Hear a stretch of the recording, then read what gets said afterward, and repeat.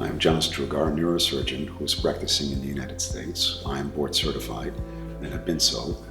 I've been practicing for approximately 25 years plus. I look at neurosurgery at the center of any properly functioning medical system.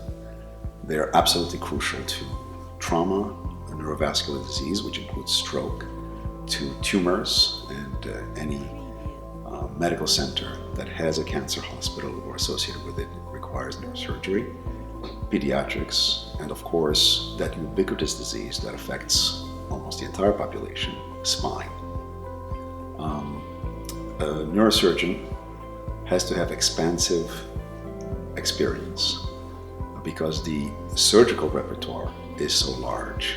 It requires many years of training to acquire that expertise, and that expertise has to be performed at a very high level over multiple procedures, so it's multifarious in nature. The neurosurgeon must have an extensive knowledge of the disease process. The neurosurgeon must have, as I mentioned, the extensive experience and also be able to decide when it is appropriate or not to perform surgery. In my opinion, there are 4 criteria that would qualify a patient for surgery. The first, is it life or death?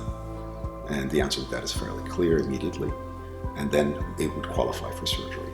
The second is there a neurological compromise, such as imminent paralysis? Again, this would qualify one for immediate surgery. The third is there extensive pain and suffering that can and must be immediately alleviated by surgery, or can it be alleviated by something else? And that's a decision that has to be made. And finally, one has to take into account what we call the morbidity, which is the complications associated with surgery for the patient versus not doing the surgery for the patient.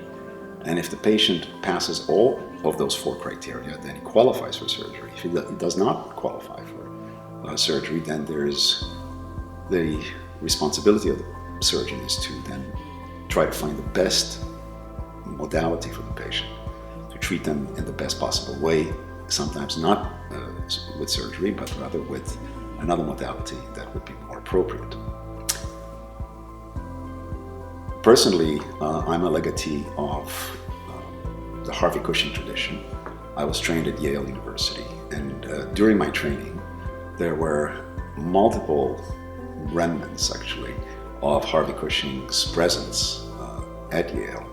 Of course, there was the office, there was his brain collection, and the most important was the presence of his provenance was amongst the faculty.